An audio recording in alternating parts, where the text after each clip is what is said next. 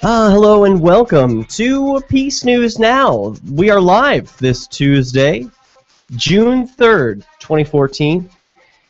It is 10 p.m. Eastern Standard Time here in Keene in the Shire, from whence we broadcast.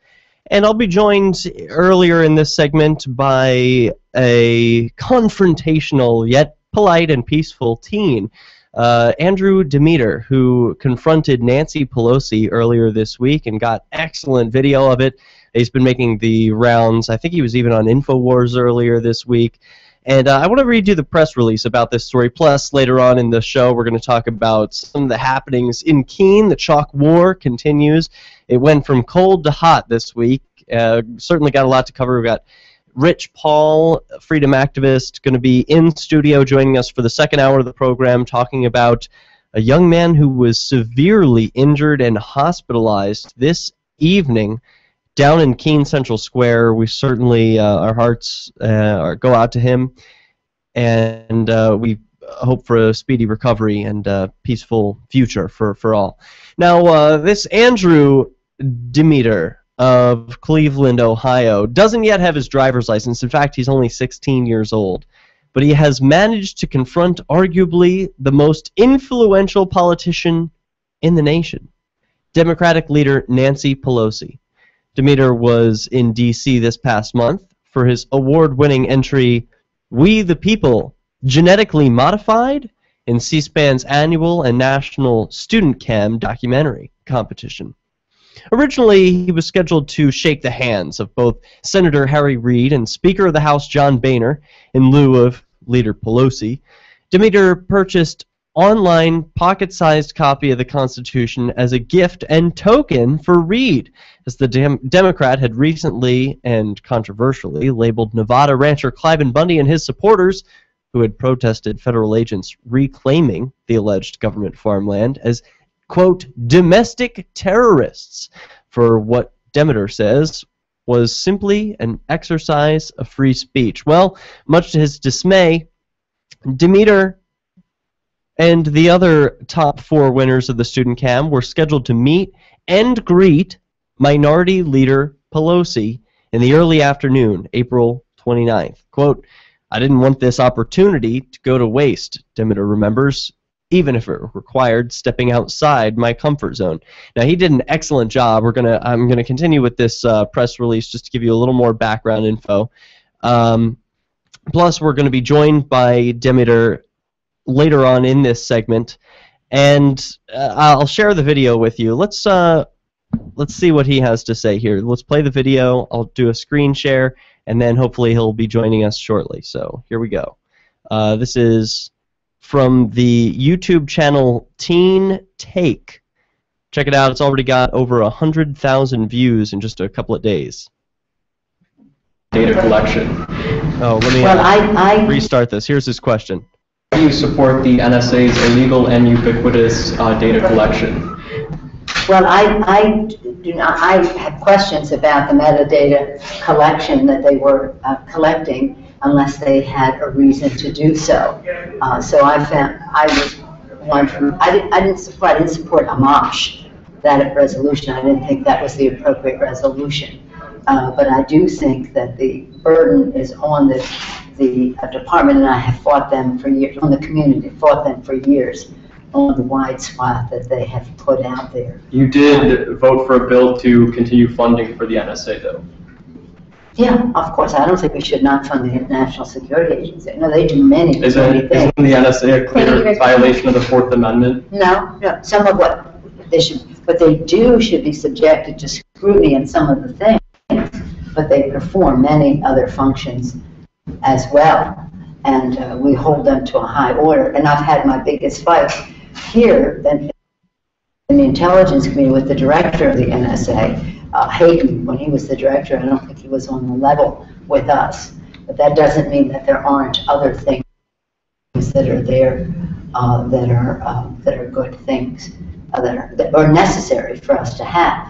But from 9/11 on, the Bush administration went too far on all All right, so this is breaking up. I don't know quite why the video is having some difficulties, but there's no getting through this psychobabble. Nancy Pelosi pretty much says no clear sentence there. She just babbles on incoherently, not responding to what was a very simple question. He asked her, didn't she support the NSA? Didn't she support funding them? And doesn't the NSA violate the Fourth Amendment? She couldn't answer any of those questions clearly. Now, joining us on the line is Andrew Demeter, the asker of that question, and the creator of many films, which you can watch over on YouTube at Teen Take. Andrew, how's it going tonight? It's going great, Derek. Thanks for having me on. I do want to tell you that the audio is a little weird and glitchy. It has a lot of bass to it, so if I can't understand a question, I just want to let you know that. Okay, that's cool. We'll be able to get that sorted out in the next segment. But what was it like interviewing Nancy Pelosi? And have you ever done anything like this before? Well, to answer your second question simply, I've never done anything like this before. As you read in the press release earlier, I'm usually an introverted type of person, but I was thinking of this before I came on, what really motivated me to do this, and that's simply that a lot of times in the world, in life, when you see an injustice, you just become so passionate about it that you kind of shed a layer of your true self, really, and just do different things that you wouldn't ordinarily do. And me confronting Pelosi, that was definitely something that I wouldn't ordinarily do, but being that she supports the NSA, like you mentioned, I just had a simple question, why do you support it? And evidently she doesn't really know why. So yeah, it was a really interesting experience. In the room I was with, like you mentioned, some of the other contestants from the C-SPAN documentary competition. And you can see in the video one of the mothers next to Pelosi's legislative assistant, she was actually smiling when I asked the question. And after we had walked out of the Capitol, she was saying, you know, did you plan this in advance? Did you look up her voting record the night before and everything? So she was actually apparently supportive, at least from what I perceived, of the confrontation. And obviously her legislative assistant's trying to cut me off mid-sentence asking a hard-hitting question that Pelosi didn't want to answer. So yeah, it was an interesting experience. Never really done anything like that before. Yeah, it was really cool, and I'm glad you had the opportunity, and you didn't waste it. As you said, you know, there was a girl in the video who was just nodding along with Nancy Pelosi's psychobabble as if it made sense. And it was so strange to me that people, not just young people, but people of all ages, nod along with the politicians as if what they're saying makes sense, when so often we know that it's just psychobabble. You mentioned behaving differently in your response to that first question, and I read a beautiful quote by Gustav Landauer that I wanted to share with the audience, and it just happens to fit really well with what you were saying. He said, quote, "The state is not something which can be destroyed by a revolution, but is a condition, a certain relationship between human beings, a mode of behavior. We destroy it by contracting other relationships, by behaving differently." And this is exactly how I see you acting with Nancy Pelosi. Like, she's not some special crown. She's just some regular lady who happens to make decisions on behalf of other people that affect other people's lives, and she's making the wrong choices here. You're calling her out for it. She wasn't comfortable, and she responded with psychobabble. Now, what's the media train been like? Who's been picking this up? I thought you were at InfoWars recently. Is that true? Yeah, InfoWars picked it up just this morning, I believe. It was on LiveLeak as of yesterday. It has like 45,000 some views on there. On my YouTube channel independently, it has like 100,000 views now. It was just crazy, like 45 minutes ago, like an hour before this, it had 75,000 views, and then just half an hour later it bumped up right to 100,000. So it's definitely getting out there, and I'm glad. And I want to emphasize that this isn't something about me. It's not to publicize myself. It's to publicize the fact that there is hypocrisy, and that needs to be called out, where people, you know, are making decisions contrary to what they're believing. That just needs to be straightened out. Teen Take on YouTube. We will return with more PNN. Shiny badges on your jacket. Shiny badges. Okay, rock on. So, Andrew, you said my audio is coming through bassy? Yeah, it's pretty bad. Okay. Well, I'm glad you can make it out clearly. It's coming through just fine on this end. And you sound crystal clear. Let me mess with some of my settings here. And also, if you have the opportunity to try Google Hangouts again, I have no idea why it wasn't working. I can barely hear you right now. I can hear part of the. Oh, here, I just muted the ads, so that should make it a little bit clearer for you. Yeah, it's still got a lot of bass to it. I don't know what the issue is. I'm gonna check my connections on this end, but if you are able to connect over Google Hangouts, that's the best way that we could be connected. That would leave the Skype line open for other callers and such. Okay, I'll try that again. Okay. And I'll be checking my connections on this end too. Okay, great. Because I have had this complaint before. I'm in a new studio. Great. So, awesome. Well, yeah, it's awesome, except I need to make sure that everything sounds right. Right. Alright, let me try Google Hangouts again.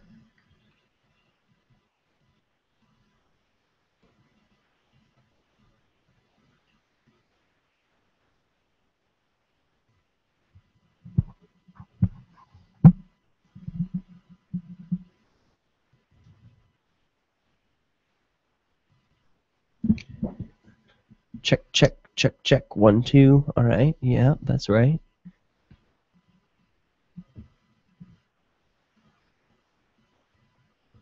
Check, check.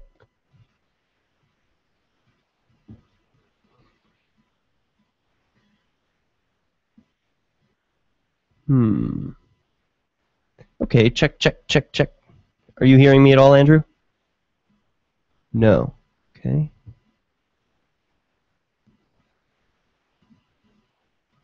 Check, check, check, check. Hey, Andrew, can you hear me? It's a lot of feedback. It's like really a really high frequency. Okay, let me try again. Check, check. This is something else. Are you hearing me now?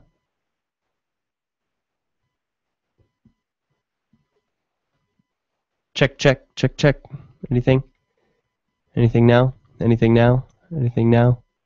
Anything now? Anything now? That's check, worse. check. That's worse. Oh, jeez. Let me see. Check, check, check, check. 1, 2. Check, check. Check, check. 1, 2. Is that any better? Nope. Oh, jeez. Well, I don't know what to do. Speakers, microphone.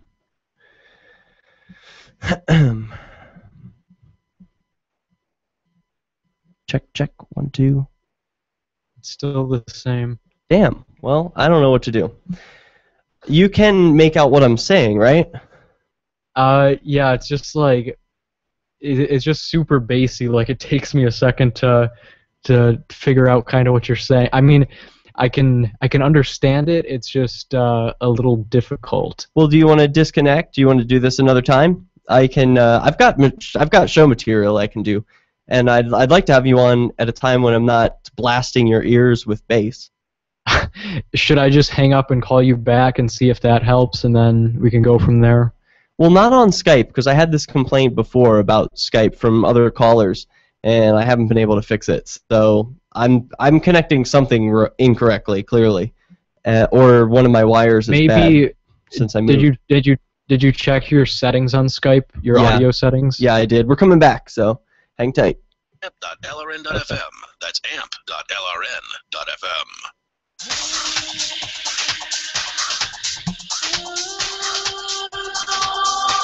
Welcome back to Peace News Now. We are live this Tuesday, June 3rd, 2014. We're speaking with Andrew Demeter, who is a 16-year-old from Cleveland, Ohio. And I like to focus on Andrew's work because he's doing something that other teens, other people ought to be doing, and he's setting a great example for others to follow. Namely, he produces videos. He produced a video about Bitcoin recently. He also produced this viral video, and he does it all from his YouTube channel, Teen Takes, or Teen Take, singular. and you can donate Bitcoin even. So I think we've even got Andrew joining us on video as well now. So Andrew, are you able to hear us? Yeah, loud and clear. Cool, that's terrific. I'm glad that we can see you as well as hear you, and you can hear us clearly. So how long have you been producing videos? I started in December of 2012, I think it was. I started right after the Sandy Hook shooting and started voicing my opinions out there and kind of getting myself gradually known, I guess you could say. So that's what I got started on. I started making opinionated rants and such, and then from there, you could see where that's taken me. Well, you have a great way. It's your tone, I think. If anyone else had asked the same questions of Nancy Pelosi, I think that they would be considered rude or just aggressive or something. You know, like politicians always put on that defensive stance. But you were so polite and quiet and respectful. You were asking these questions just like any kind of interviewer would. But most mainstream interviewers wouldn't. That's a good point. Yeah. So you were asking the tough questions, and I don't know. It had to be a scary moment for you. I mean, did you at any time picture yourself being manhandled by Secret Service agents coming out of the woodwork and just knocking you over or taking you out, or what were you thinking? I really can't say I did because there weren't any like huge masculine bodyguards or anything when I walked in.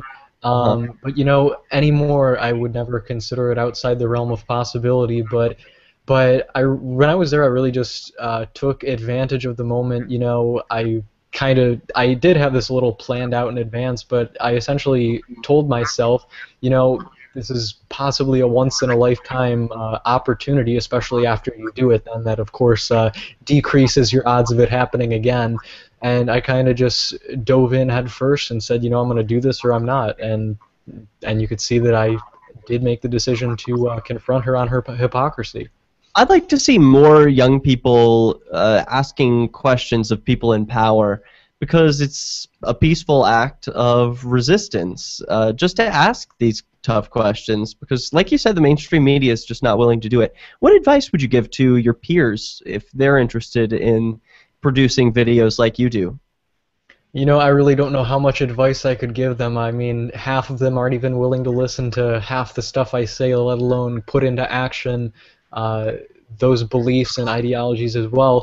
But so advice-wise, I'm not really sure, but I do think it is interesting. I saw a lot of comments on some of the sites that had written articles on the confrontation, and many of them, some of the commenters said, you know, it would be really interesting demographically if a lot of younger people did start going out to ask these questions and everything to these high-profile names, because kind of unlike some of the other confrontations you see with not even older people, just people in their 20s and 30s doing these type of things, nobody wants to talk. But if there's a kid there and they're asking a question, I mean, it's a PR nightmare for them when middle-aged people try to confront them. But if it's just like a kid like my age trying to ask a genuine question, a legitimate question like I did to Pelosi, then it's really hard to back out of that and kind of just shoo them away. So you've covered genetically modified organisms, the NSA, the Fourth Amendment, and Bitcoin. What's next? You know, I'm just watching each day unfold and seeing what next, what news is going to be next. So I really don't know. Unfortunately, with the exception of the video I released yesterday, the Pelosi confrontation, I haven't been making too many videos. Solely because of the fact that school is essentially consuming my life. Even now, I just got off for summer, and I already have like 3 books to read, 3 chapters of a history textbook to outline, a math packet to do, and all this ridiculous work. It's like summer's really non-existent. And combine that with trying to find a job and everything, when who knows, maybe the IRS is going to be trying to target and audit me for this confrontation, as some of the comments have said. But I really don't know what's next, so time will tell, but I'm always willing to have an open mind. And I actually did hear that Pelosi was apparently actually in Cleveland today, so that would have made it for an interesting follow-up story, but I figured I'd let her off this time. What's the process like when you decide to produce video to completion? Like, what do you do to get that all put together? Yeah, it really depends. I mean, for the Pelosi confrontation, that was a whole different story of trying to persuade C-SPAN into sending me the footage, which you can go into that if you'd like. But it's actually That was C-SPAN's footage that we saw. It wasn't yours. yeah. Well, that's the thing. So, do you want me to finish the first question, or do you want me to just go into this? Yeah, either one. I Alright, want to know about C-SPAN. Now I'm curious. Like, that was their footage? Yeah, so what happened was I had my phone in my pocket, and it's no conspiracy for the people out there just wondering, just to clarify that. So my phone, I pulled it out, I started recording it, I just had it kind of down by my side, and I pressed record on the phone while some other people were asking questions, because essentially the process of this, I didn't really jump in, as some might believe, and ask the question. What happened was, of the 5 or so contestants, each of them, Pelosi went around to each of them, asked them what their documentary was about, and if they had a question for her pertaining to it. So when like 2 or 3 people in front of me were asking their questions, I took out my phone, pressed record on the phone, just held it at my side to kind of stay inconspicuous, and then once I asked her the question, as you can see, then I pulled up the phone and started recording. But the thing was, my phone ran out of memory halfway through the recording, despite the fact that it still had the numbers displaying, counting up in the recording. So it would say like 1 minute, 1 second, etc. So even though it was doing that, apparently it didn't actually record to the memory. So then when I got out of the little room with Pelosi, I guess, an employee from C-SPAN, who I'm not going to name because I still have respect for him, I don't think he's up to anything nefarious, but when we were walking back to C-SPAN from the Capitol, he said, you know, I saw you recording with your phone. Were you planning on putting that on YouTube? And at the time, still thinking that I had the full recording, I maybe even snobbishly kind of remarked, you know, why does it matter? Why do you care?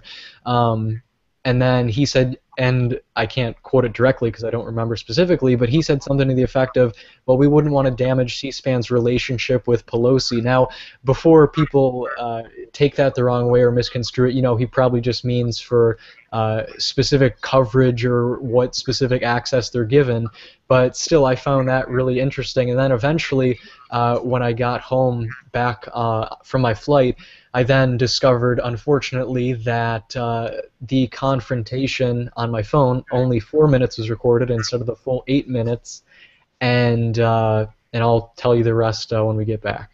All right, Andrew Demeter of Teen Take. He interviewed Pelosi, and it went pretty awesome. We'll be right back.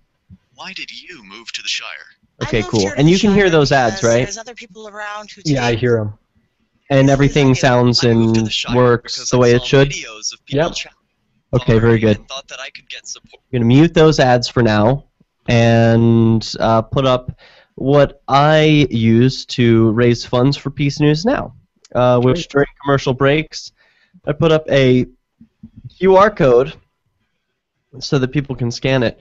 I'm running a little late today because there was a kerfuffle in Keene Central Square.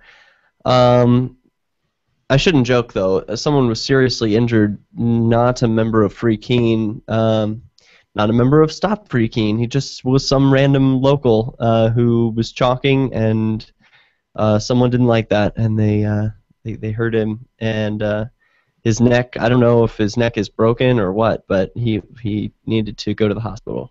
So, yeah, so I just came back from that, and it was a real scene. I can't understand what...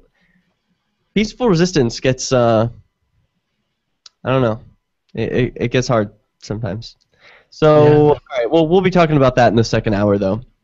For now, folks, if you are enjoying this conversation, you can make a donation to Peace News Now by scanning any of the QR codes that you see on your screen. We accept Dogecoin, Litecoin, Feathercoin, Namecoin, and, of course, Bitcoin. And viewers like you have sponsored this show since its inception in 2012. It has been entirely funded in cryptocurrency, not a dime of the king's dollars. So thank you to all of you who donate to make this show possible. We'll be back in just a couple more minutes with Andrew Demeter.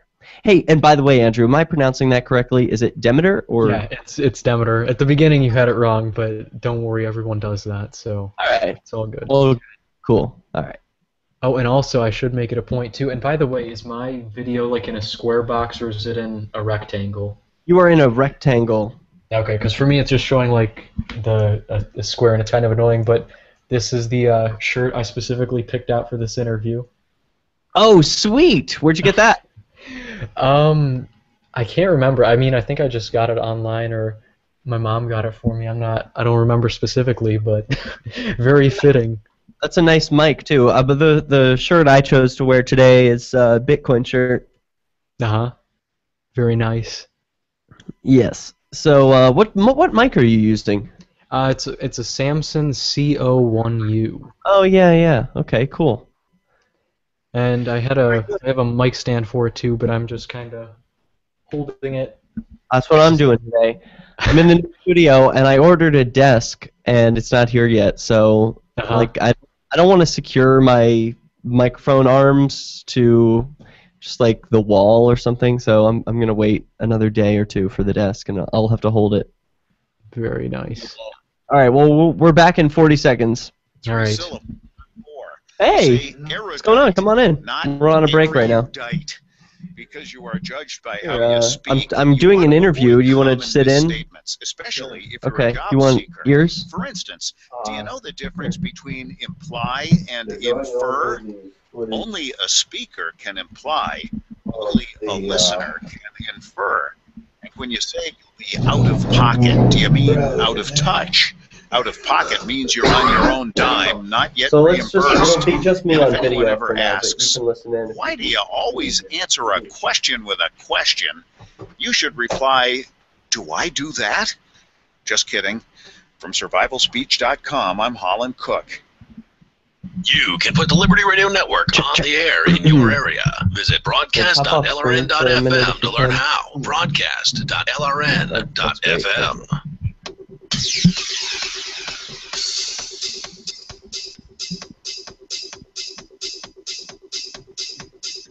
Peace News Now. We're talking with Andrew Demeter, who confronted Nancy Pelosi about the NSA recently in a video that's now going viral. He's had coverage from Infowars.com, LiveLeak, and a few other places, and I expect this video to make the rounds.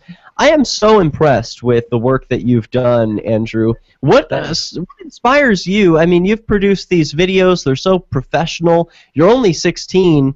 It makes me wonder, why do you even bother with school? It's a good question. Well, you know, the state just likes to impose that upon others, and they don't really buy into the non-aggression principle and the fact that good ideas don't require force. So that's why. So are you saying you go to school because it's compulsory? Pretty much. I would say that's a valid reason. I think that an individual can educate themselves on the world and perhaps even more important topics as discussed in school by educating themselves, homeschooling and the like. So I don't condemn anyone for going to schools, but I don't think that it's necessarily important to educating oneself, I guess. Do you feel like it gets in your way personally?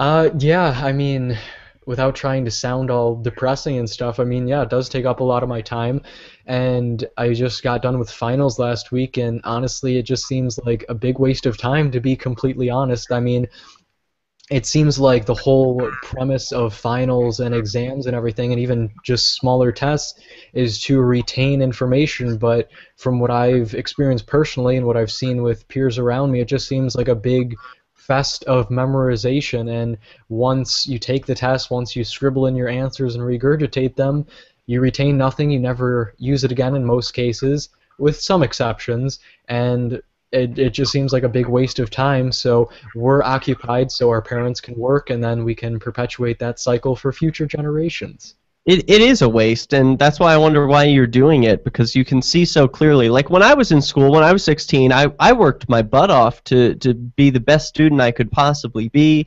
I was a hyperachiever, and early to school and always leaving late. And I thought that it was going to get me somewhere. Like, I thought, achievement in school means you've climbed the next rung, and if you don't do that, then you just won't be successful.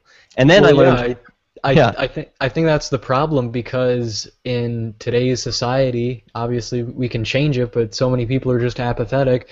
In today's society, a piece of paper, a diploma, somehow constitutes skills in life, and that's essentially a prerequisite to getting a decent job. So unfortunately, that's just the way the system works, and I think that's how it was manufactured to work.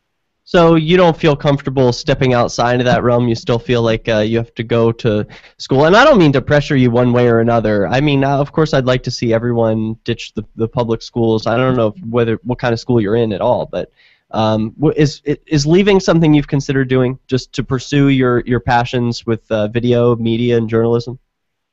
Well, you see, it's kind of a difficult thing, because it's like with the internet now, with how decentralized journalism has become. Heck, me, just an average teenage kid, can now become an alleged journalist, really.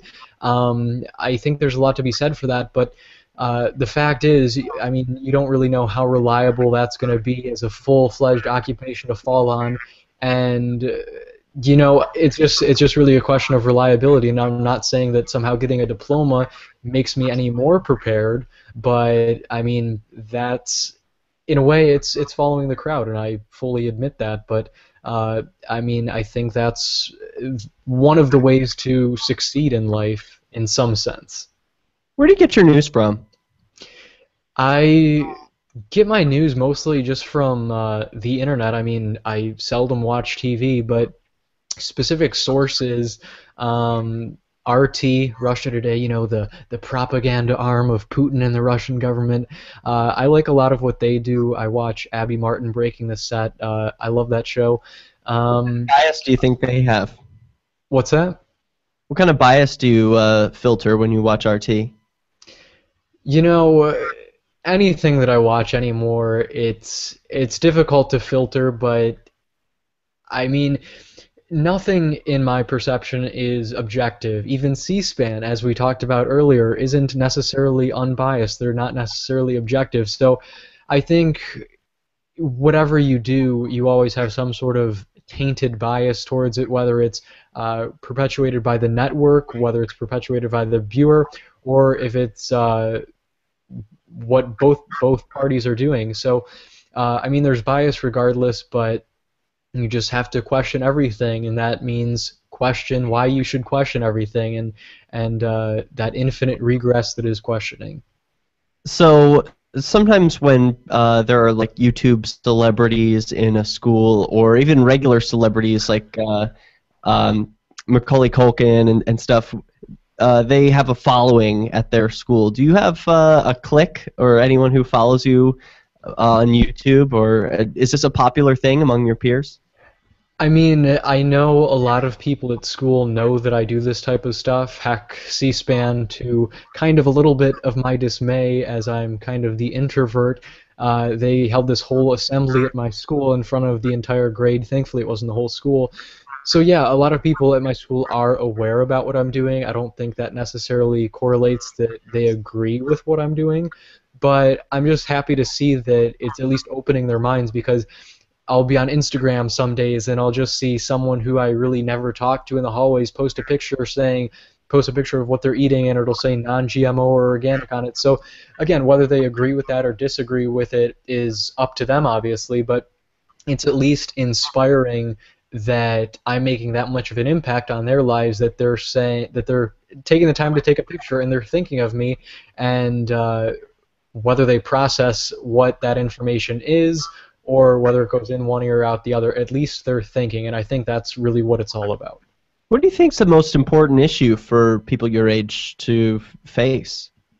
I was asked this in an interview with Leanne McAdoo of Infowars, and I'll say the same thing to you. I don't really think I'd pinpoint it on a specific issue, because there's so many issues that are so important.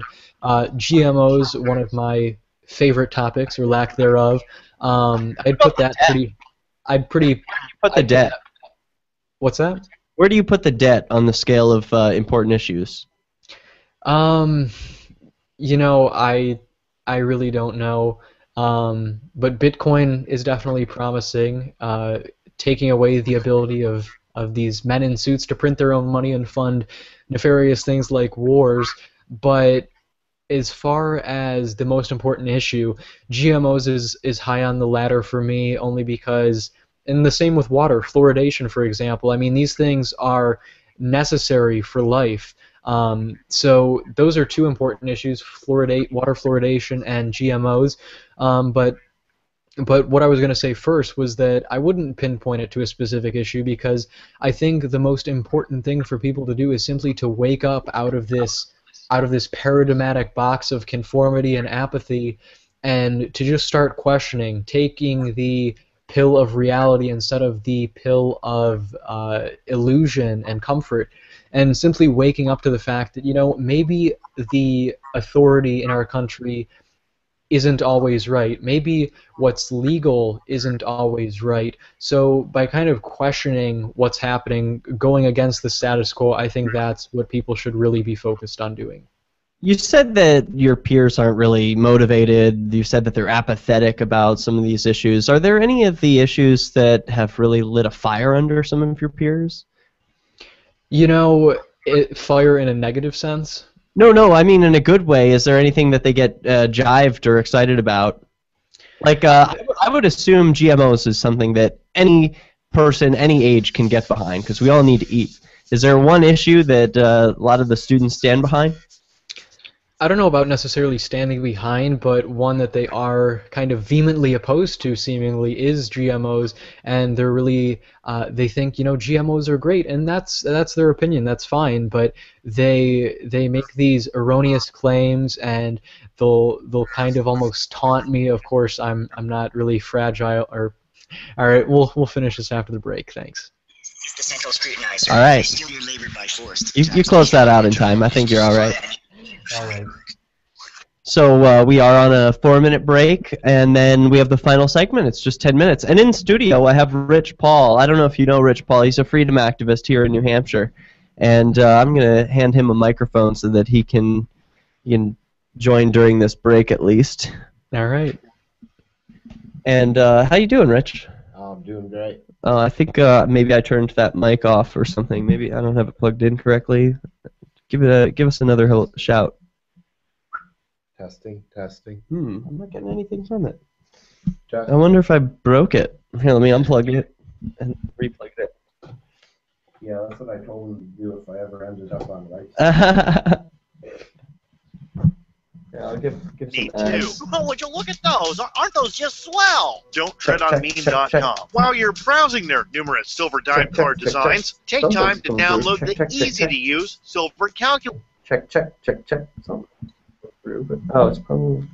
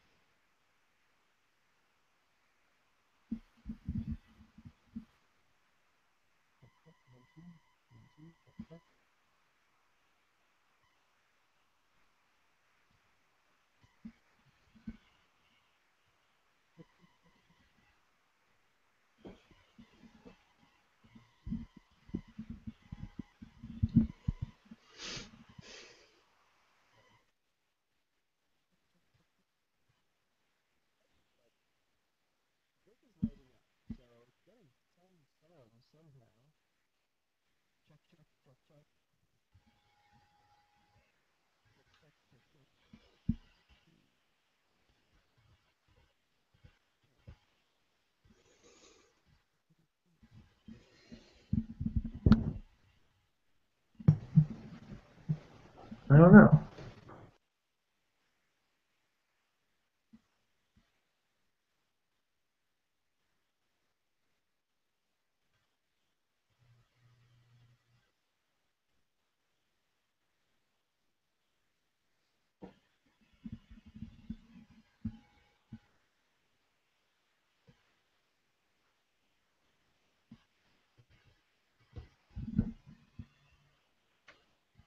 Listen to the Liberty Radio Network via the cam feed in high quality 24/7, even when there's no live show being produced in our Keene studio. But wait, there's more. Our chat room is built into the cam page so you can interact with other listeners online. Listen, watch, and chat. All free at cam.lrn.fm. That's cam.lrn.fm. Free Talk Live. I wouldn't snitch them out. I would report them to the police. Right. Okay, now, Call it what you want. now, many states have laws about carrying firearms, even though their constitutions say that it's legal for everyone to own a firearm. Like New York and State. there's no way to ban it. Would you snitch out somebody that you knew had a firearm? If they had it illegally, I wouldn't snitch them out. I would report them. Right. I got to say, you're a bad American, Ken. Yeah, I think you're a scumbag, Ken. You're a communist. I'm You're a not communist. I'm a communist because I want people to be able to carry guns like the Second Amendment says. He'd snitch on the person, and then the cops would come and infringe it for him. Felons out there carrying guns at will. I'm a convicted felon. Do you think I shouldn't be able to protect my wife from an intruder?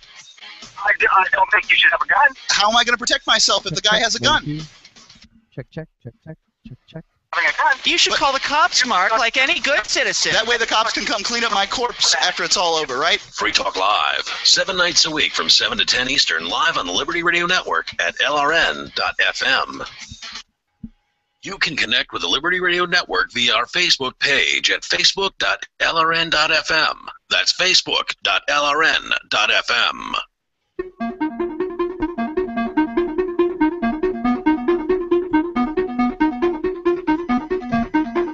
Welcome back.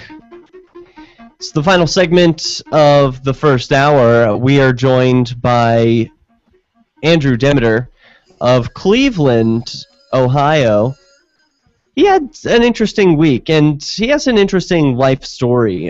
This teen covers real journalistic issues, things like GMOs, the NSA, the Fourth Amendment, Bitcoin, and this is stuff that most people aren't covering, let alone people who are still going through a high school workload. It's amazing, and I was really impressed to see your press release, Andrew. How did you think to create a press release and put it out on Pastebin? It was pretty professional. I mean, do you have parents who are journalists, or how did you know to do all this? No, I just kind of started writing for fun, I guess. I started kind of amassing a collection of words that made me sound professional, because that's what the politicians do. And you know, I've just kind of learned by reading other articles and the writings of other people. So that's kind of how I wrote it up, and it kind of served primarily as a time capsule for me, because I had a list of bulleted points that I wanted to cover, and I just wanted to get everything out there clearly and have something that everyone could refer to, so things weren't misconstrued along the way. Would you do an ambush interview? Like, one of my favorite YouTube channels to follow is Ridley Report, and he does what are called ambush interviews of politicians, where he'll go to some city council meeting, for example, wait by the door, and then when the politicians walk by, he'll ask them a gotcha question, or just some relatively difficult question that maybe isn't a gotcha. Would you be interested in doing more of these types of interviews, these types of ambush interviewing? Well, I don't want to spoil my future plans, you know, have the NSA uncover them. No, yeah, I'd like to do more in the future, but I think it is important that you bring that up to preface the fact that I am non-violent. I'm not going to like slap these politicians or do anything violent. You know, I'm simply there asking a question, and if people want to make comments half jokingly, half true, that, you know, oh, the IRS is going to target my family, you know, I'm going to be taken off in the night and taken to Guantanamo Bay. You know, if that's what this country's come to, and that's how people react to these things, whether they're joking or, like I said, they're realistically thinking these things, then I think that's very sad, and it's very symbolic. You know, in the back of the video, in the back of the confrontation, You could see in Pelosi's office, she had this flag there, and obviously there's no wind in the room, but it was kind of wilted. And I think that's really symbolic of what this country's come to under the conditions shown in my video, that Pelosi is just so hypocritical. She's saying, oh, well, when the Bush administration is implementing these policies of data collection ubiquitously, in essence, after 9/11, then that's not okay. But when the same policies are implemented under the Obama administration, that's Democrat, that's the same party as me, Nancy Pelosi, that is, then when it's masqueraded under that, and it's the same side of the party line, then that's absolutely okay. So I think it's really symbolic, and I think that it shows the true detachment that these representatives, or lack thereof, have, and it just shows how detached they are from the Constitution. Tell me more about how persistent or assertive you had to be in getting the video that you eventually posted to YouTube. I see in your press release you have a quote from you asking C-SPAN, could you please send me the contact info of the cameraman who filmed the B-roll shots during our trip to the Capitol? And C-SPAN responds with a redacted comment saying, blank is the gentleman who recorded the event, and I have him copied in this email. I'll relay, however, that our agreement for the rest of blah, blah, blah, the audio would not be able to be used. It was an omission on my part not to relay that to you. And you said, with all due respect, I would view C-SPAN's unwillingness to kindly provide me with the aforementioned clip as a conflict of the network's philosophy of neutrality and unbiasedness. Where do you get off writing to C-SPAN like that? I mean, who do you think you are? Well, I think it's important to mention two things here. One, I'm not against C-SPAN. I value their work. And when this is what I was getting to before we got cut off by the break, after we left the Capitol, when we were on our way back to C-SPAN, my father and I were in the elevator. We rode up to the third floor, which is C-SPAN's floor. The other two floors are like Fox and MSNBC, and because they all want to get the view of the Capitol in the background. And when we got out of the elevator, as I mentioned in the press release, Brian Lamb, the founder of C-SPAN, came out. He had already heard news of this, apparently, and he essentially, I don't want to quote him for anything because I don't remember explicitly, but to my memory, he essentially kind of almost congratulated me and encouraged me on this honest journalism, and I think that speaks volumes to C-SPAN in that regard. But also this employee almost trying to silence me. But again, I'm not gonna say anything bad about him because I don't know if that was what he was thinking, or if that was anything that was handed down to him, or if there was a legitimate agreement. And then the second thing that's important to mention is the fact that C-SPAN, they wouldn't send me the clip apparently because the audio wasn't allowed to be used per this imaginary agreement with Pelosi's office. And the funny thing with that is, and I have video footage to prove it, I don't know if you could see it in the video that's already on YouTube, but C-SPAN's cameraman, when we were walking throughout the Capitol and during when we were in with Pelosi, he had this massive condenser microphone. Not only, and it's not like it was some internal microphone, it was an external, like, massive, like, 2-foot-long microphone that he was holding out to capture audio. So C-SPAN's not allowed to record audio. It's an omission on the C-SPAN employee's part not to relay that to the group, but C-SPAN's blatantly recording audio, supposedly for B-roll footage. It didn't make sense to me.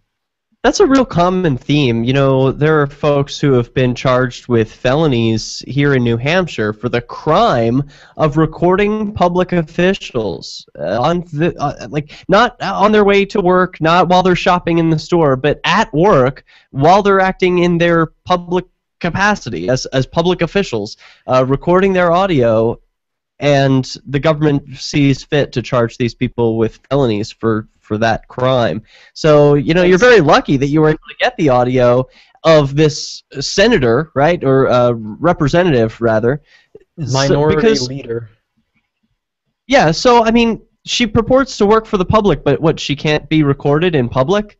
But what's with that? That's the irony of the whole scenario, too, that they don't want to be recorded. How dare we keep them accountable to their vote? But so they don't want to be recorded, but then conversely, the whole American public can be surveilled with dragnet surveillance. So it's absolute hypocrisy. Why does that issue matter to you? As a young person, you don't have any private info out there, so why do you care? It's just, I heard this in a recent article or an interview or something. It's like, if it's difficult for people to imagine. They say, if I'm not doing anything wrong, then why do I care? Well, two things. One, Derek, how about you, if you have nothing to hide, let's just hypothetically say that, and you've done nothing wrong, so you're fine with the NSA, then just hand over your email password and your Facebook password and all that type of information, your social security number, etc. So, and Adam Kokesh did an awesome Man on the Street video, I think, pertaining to this before too. He went right in front of the White House and had people give them their phones, you know, put in the passcode to get into your phone. Oh yeah, these are some interesting text messages, and people get uncomfortable. Whether you have something to hide or not, it's weird, in my perspective, to have people looking through information that's absolutely none of their business. And the second thing I was going to mention is currently fleeting from my memory, so... Well, that's all right. I was just curious, I mean, how these issues affect you. When I was 16, I'm trying to imagine, like, one of the only things that I cared about as far as social justice issues was Guantanamo Bay. There was, Guantanamo Bay had just started, I think, and I was like, well, that seems really wrong. How could they just throw people in a jail without giving them any trial, and they just allege that they committed some horrific crime, and then they spend 10 years in there without any trial? That doesn't seem... I mean, and with the NDAA nowadays, who knows, maybe I'm next for asking a godforsaken question. Well, it just is interesting to see how much times have changed, even though I feel like it wasn't that long ago. Because now you're talking about how you're worried about the IRS. When you want to get a job, you're worried that you're going to be a target because of the questions you've asked.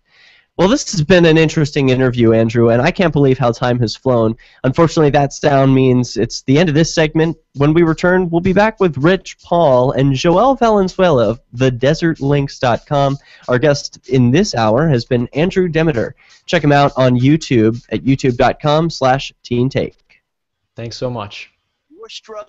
All right, rock on, Andrew. That was terrific. I really enjoyed chatting with you. Thanks so much for making yourself available. And I'm sorry that the Google Hangouts had an issue at the beginning of the show, but it should. Oh, it's obviously your fault, Derek. All right, well, you know, I'll do what I can, and I'd love to have you on again in a couple of months. Yeah, definitely. Another picture or something. What's that? I'm sure you'll be doing another picture. We'll see. Have a good one. Thanks again. Good luck. Cheers. And Joel, you here? I might be. All right, rock on. I want to see how well I can hear Rich if he talks. Yo. Oh, nice. I heard a nice deep bassy yo, but I got the more bass of the three of you guys, so hey. You've got way more bass than anyone. Now we'll be back in 7 minutes. I'll put some ads on. Now I've got a small issue over here. One of my mics appears not to be working, and I'm sad about that. So I'm going to go try and find a replacement mic so that I can have Rich Paul on to talk about something interesting that happened at the Square today. You can just pass it back and forth. Or we could just pass or he can sign at you, and then you just translate for him. Well, we're above LRN Studios. It doesn't make much sense. I think that we can find an extra microphone. So hang tight. I'll put some ads on, and yeah, be right back. Your online shopping. Are.fm. There's a treasure hunt going on at mathgate.info. No, that's just a mic Bitcoin stand. treasure hunt. You can find bitcoins by proving theorems. Yeah, and so the stand learn some has an logic, do some extra math, find some cable. bitcoins. Even So I better, wanted to check the mathgate.info same is mic designed with to the be new used cable, anonymously. which is So just cable connect to that's bad, but it mathgate.info looks like through it's Tor, prove some theorems, find some anonymous bitcoins. Don't wait, others are already searching for the bitcoins. Go to mathgate.info today and join the treasure hunt. There are anonymous bitcoins to be had for the taking at mathgate.info. It's not just you. More It's Peace really News hot. Now is The coming up lights- next. The lights make it Live really after the hot. news. I'll open Here this on the window. Liberty Radio Network. It was raining LRN. before, so .fm. spill it in. Now, This is the Liberty Beat, your daily source for liberty news and activist updates, online at thelibertybeat.com. I'm Brian Hagan, their Liberty Beat Really for cool Tuesday, kid, June huh? 3rd, 2014.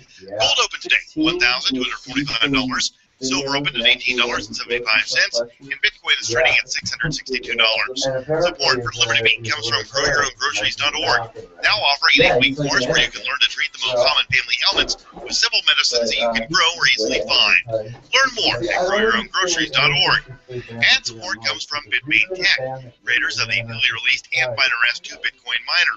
1 terahash and only 1,000 watts. Order yours online at bitmaintech.com or call them today at 844-BITMAIN. That's 844-248-6246.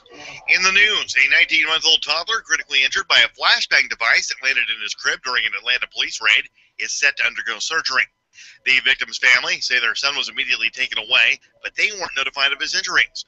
Although SWAT team officials say there was no evidence of children in the home, the family's attorney said the father is a stay-at-home dad of 4 who's seen playing outside the home with his children daily, and any surveillance would have revealed there would be children in the home.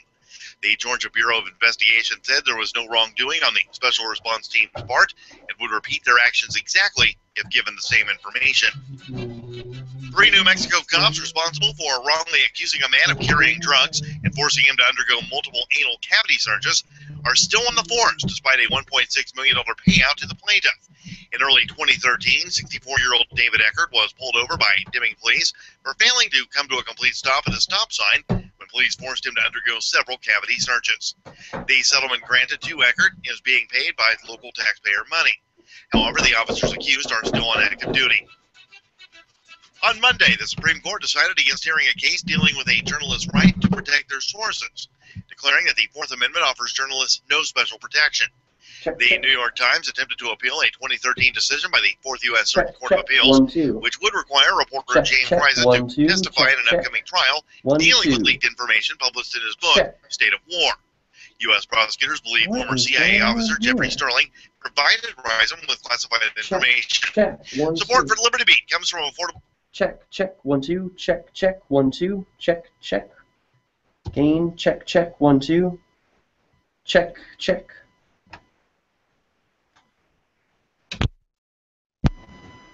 Check, 1, 2, check, 1, 2.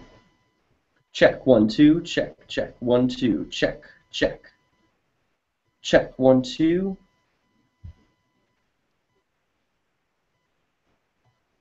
Check, 1, 2, check. What the fuck? Check.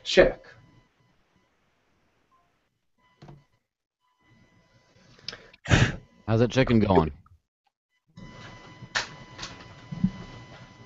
Say again? How's that chicken going? Are you hearing me? Yeah. But it sounds really quiet, doesn't it? Not really. No, it's a fraction of the volume that you're speaking at. Really? Huh.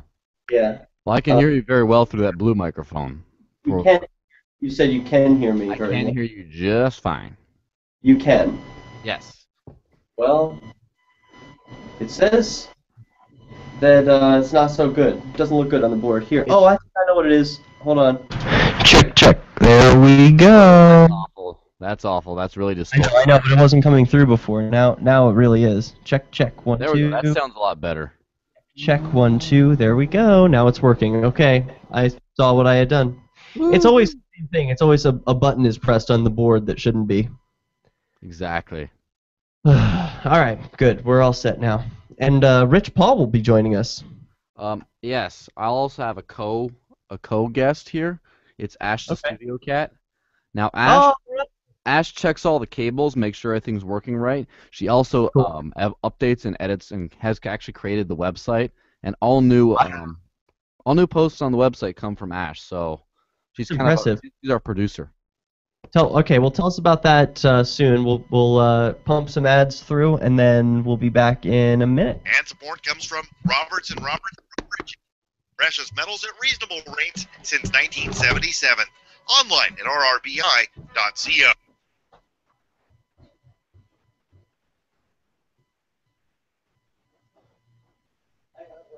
We turn to Washington, D.C., where America's roommates are holding a rally as part of their new One Vote Doesn't Matter political action campaign. The rally, which drew thousands of roommates, ranging from the guy who keeps all of his groceries in his room to the guy whose name the lease is under, is just a part of a surging grassroots movement to spread the message that one person's vote can't make a difference if you really, really think about it. This is like the most important election of our lifetime. We just want to get the word out that it's already been decided in some smoke-filled boardroom. I pretty much minored in poli-sci, so I think I get this stuff. Joining us now is Jason Copeland at a rally in the nation's capital. Jason, how would you describe the energy there? Yeah, hi, Andrea. I'd say it's a definite chill vibe. I just saw the roommate whose only friend seems to be his younger brother and the guy who just has an air mattress in his room passing out flyers together. Now, the roommates do make some interesting points. The Electoral College it is weird. This is the Onion News Network.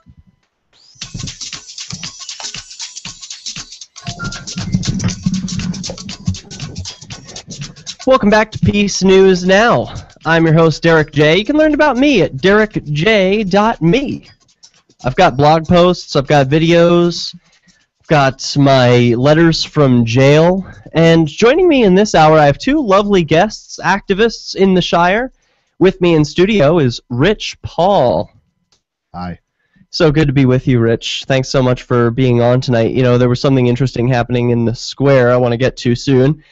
Also joining us is co-host Joel Valenzuela of thedesertlinks.com. How you doing, Joel? I'm doing great. Cool. Looks like we're getting a special caller. Oh, wow. Should we take it?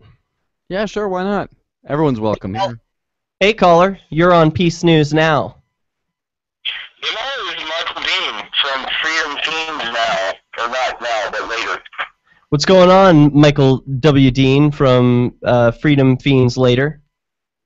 Am I actually on the air right now? I'm actually live on the air producing this Peace News Now show. And I'm taking your call.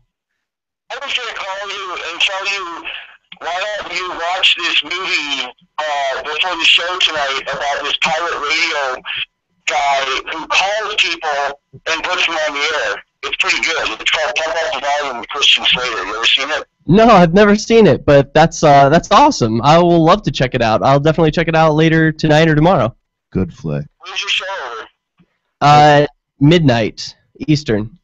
Oh, say hi to Michael for me, by the way. He's done a lot to help the Rebel Love Show get up and.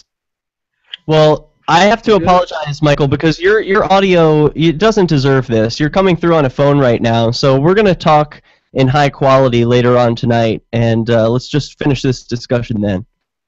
Okay, you're doing the show tonight though, at 1, right? Yeah, of course I am. I'm going to be on Freedom Fiends tonight. I'll talk to you at 12:55. I sent you an email. Thanks, man. Bye. Rock on. Peace.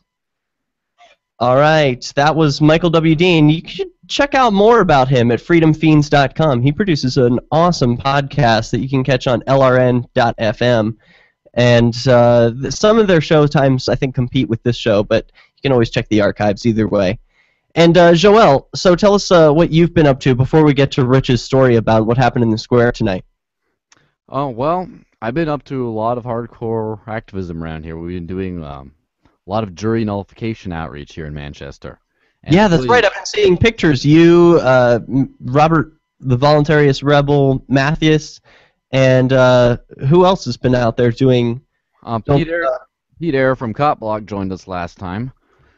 And we've had quite a few other people from around the community. Right, and what do you guys do? You hand out fully informed jury association flyers? Yes, we do, and I've started to see a lot of repeat customers, so to speak. What do you mean by that? A lot of people are showing up to the jury selection with these same flyers we've been handing out, and so it's really, and they bring them in intentionally, like they're actually taking them seriously and retaining them, and so there's nothing that makes me happier than seeing jurors come in and I try to hand them one. They're like, "Oh no, I already got one right here." And so, boy, that is good news. It means they've read it and they're keeping it with them so they can remember their rights. That's terrific. Exactly. Well, that's encouraging. I'm glad to hear you're doing that. And Rich, you're someone who could use that sort of thing. You've got a trial coming up in just a few weeks, right? Yeah, in June 18th. It's not a trial. It's oral arguments for my appeal. Mm-hmm. And my attorney will be presenting arguments to the Supreme Court of New Hampshire. Right, and you're appealing a decision that found you guilty for selling cannabis. That's right. Okay, and you're going to say what? Well, the judge gave an instruction to the jury, and first, let me preface this by saying in New Hampshire, jury nullification is legal. It exists as black-letter law, and that's a result of a lot of Free Stater activists working on that. So I went for jury nullification at my trial, which is basically saying, yes, I did it, but the law is unjust, and therefore you should find me not guilty. That argument is permitted under New Hampshire law, but the judge, when he gave his jury instruction, said you must interpret the law as I have explained it to you and not what you think the law should be. And we believe that instruction was illegal, and that's the basis of our appeal. Hardcore. Now, something interesting happened at the square tonight. In Keene Central Square, it's the center of the downtown area, and over the past few weeks, some activists have been putting chalk art down on the sidewalks there. And some other people who don't like the chalk art have been using the fountain in the center of that park to remove the chalk with just water in their shoes, right? So what happened tonight that made it different from every other night? Well, tonight the person who seemed to be taking the lead in washing the... Okay. What? Yeah. So what made it different? Well, tonight the person who was racing the chalk was Dorio Mira, and she came across with a bunch of guys, and one of the people who was out, he's actually a local, he's not a Free Stater, he's not a libertarian, although he knows us and we get along with him. He was just out there chalking on the square because he enjoyed it, and he was badly injured? Yeah, he was arguing with Dorio Mira, and basically somebody came up from behind him and basically delivered almost a flying tackle. Hit him in the chest as hard as he could, knocked him into the fountain. His head hit a large piece of stone that protrudes in the middle of the fountain. They think he may have a broken neck. So this isn't just interesting; it's tragic. Right. And this guy is a good guy. He's a. And what I talk about here on Peace News Now, it focuses on peaceful resistance. And the reason I was out in the square tonight was because I think chalking and removing the chalk are both forms of peaceful resistance. They're not coming to blows, and people might see it as destructive to remove chalk. Others might see it as destructive to add chalk, but either way, they're not using violence to communicate their messages. They're using words, and that's what I would want to see. That changed tonight, and I was upset that someone felt the need to use violence about something as juvenile as chalking. Well, the Stop Free Keene people have been getting increasingly violent in their rhetoric and in their actions. Well, how do you know it was a Stop Free Keene person? Well, Dorio Mira is involved with Stop Free Keene, is the way this is my understanding. And the Stop Free Keene people have been getting increasingly violent. There have been several iterations out there threatening people. At first it started out throwing water on people, and then threatening people and trying to provoke a physical confrontation. Last night there was an assault, and then today there was this major assault, possibly an attempted murder. I don't know what they're going to call it. What do you think needs to happen to resolve this type of conflict? I mean, you've been in the square for a long time. You've made your presence known. You've been a fixture there. What are you going to do to make the square a more peaceful place?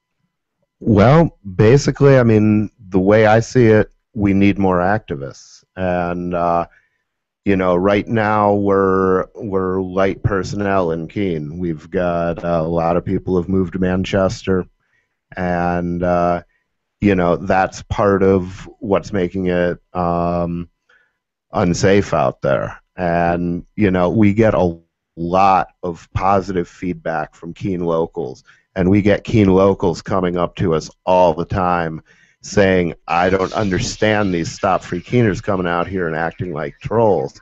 We got a lot of support here, but we need more activist support. Yeah, there's a lot of things that could improve here in this situation. Well, I think it's important to take a step back and analyze it after it happens. Certainly there's going to be a lot of footage to review that you can check out at freekeene.com. I know I took some interesting footage today of a man who threatened to break my camera. That'll all be at freekeene.com. We'll be right back. Hey, Joel. Sorry you couldn't get a word in edgewise. We're going to switch the cable for this microphone because for whatever reason, the other mic wasn't working. You were hearing us just fine on it, weren't you, though? Yeah, it was working fine. It wasn't as good as the one you're using now. Okay. I wonder what it was about. Any thoughts, Ian? It sounded to me like that mic wasn't working. Anything that he was saying was being picked up by your mic. Here, check it out. I'll mute this one. Out, check. 1 2. Check 1 2. Check it out. I'm only speaking into this mic, and it seems to be working just fine on the board. I don't know why it wasn't. Sounds good to me too. And Joel says he can hear this one just fine as well. It's not as good as the other one. A little bit more fuzzy, but still sounds acceptable quality. Okay, good, cool. We'll keep trying. Groovy.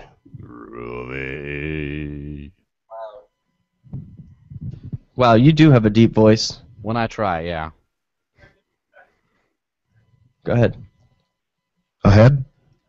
Go say a few words for Ian so you can test to see if your mic is working. A few words for Ian so he can test to see if my mic is working. That would have been my choice. Yeah, he is.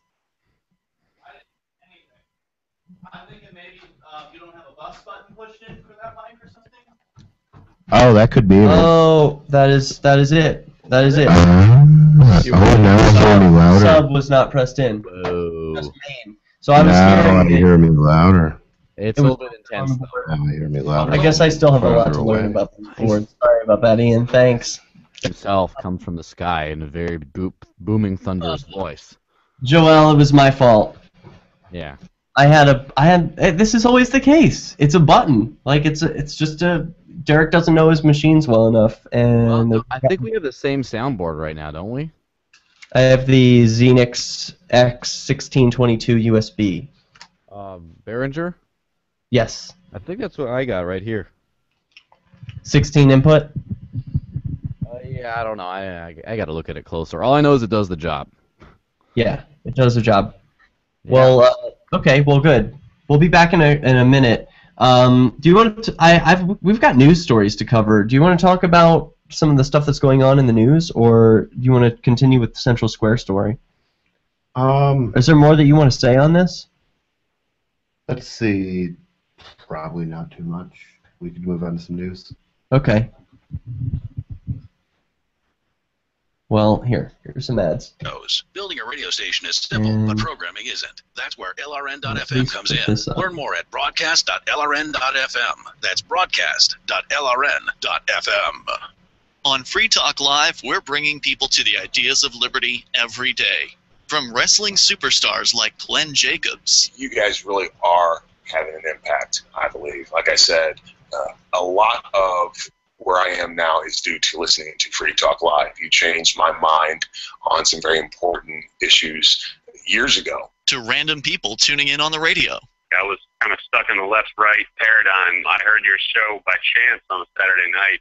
From there, I went on, joined the Free State Project, and become an amplifier. So, I mean, that's really the reason why I amp is because I know that if it wasn't for you guys being on as many stations as you are, I never would have found the ideas of liberty. Your AMP will directly change more lives by getting Free Talk Live in front of people looking for talk radio online and on the air. Find out about giving to our Google AdWords campaign at amp.freetalklive.com. That's amp.freetalklive.com.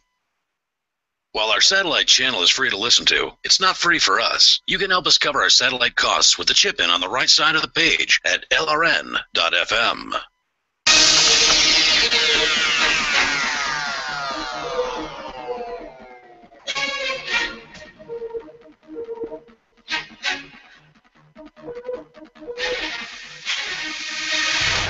Welcome back. It's Peace News Now. I'm chilling with Joel Valenzuela. He's in the Shire, so am I, but we're in two separate locations. I'm in Keene. He is in Manchester. And, well, you moved to Manchester as part of the Free State Project at freestateproject.org. How's the decision been? Good one?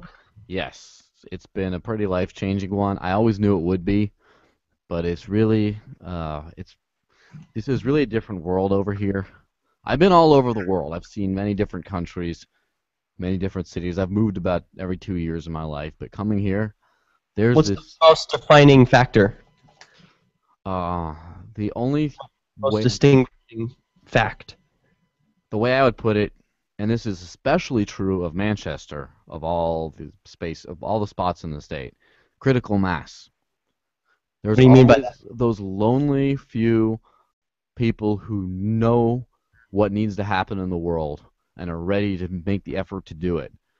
And this is the one state, the one small area of the world that has enough people, enough energized, crazy people to be able to do something. And this is the one city in the whole state that is just crawling with porcupines. And you can just, if you want to get something done, you can get it done. You have the manpower to get it done. For example, with how many people were at your last Bitcoin meetup? Round about like 30. I mean, where else in the world does that happen? Only major cities. Yeah, not This even in Manchester, New Hampshire. Not even Berlin. I remember we were conversing with some fellows at the Bitcoin meetup in Berlin, and I think we had theirs beat, even though they have many times the population. That's just amazing to me, and it says a lot about the participants of the Free State Project. I bring this up because BusinessInsider.com reported this week that it looks like Apple has updated its app developer guidelines to allow Bitcoin apps. New clause. Pardon? Finally. Gosh. That's right. I mean, after all of the activists in the Shire have broken their iPhones on video in protest to Apple. So this is what they changed their new clause to read, quote, apps may facilitate transmission of approved virtual currencies provided that they do so in compliance with all state and federal laws for the territories in which the app functions. That sounds like Bitcoin. Apple had previously banned developers from creating Bitcoin apps for the App Store, and back in February, Apple pulled a popular Bitcoin app from the store. They weren't allowing any apps, as I understand it. There was only one that sort of worked in browser, Preve. That was pretty cool, but I look forward to seeing the blockchain app return, and Coinbase, and all the rest of those popular Bitcoin wallet apps. What do you say, Joel? Yeah, I mean, I guess me too, although to be honest, around these parts, a lot of Apple product users tend to get sort of shamed a little bit for for being a little bit mainstream with that. Like, oh, you got an iPhone, there's not so much you can do on that. It's like, there's never been a problem with Android platforms about cryptocurrency wallets. Like, I know people with Dogecoin wallets on their phones. And when's that going to happen with Apple products? I don't think ever. Hopefully it will happen soon now that there's this new ruling. Well, I'm excited about it. It's something to cheer about. Oh, yeah. Yeah, Apple does a lot of things wrong, but when they get something right, it's worth congratulating them.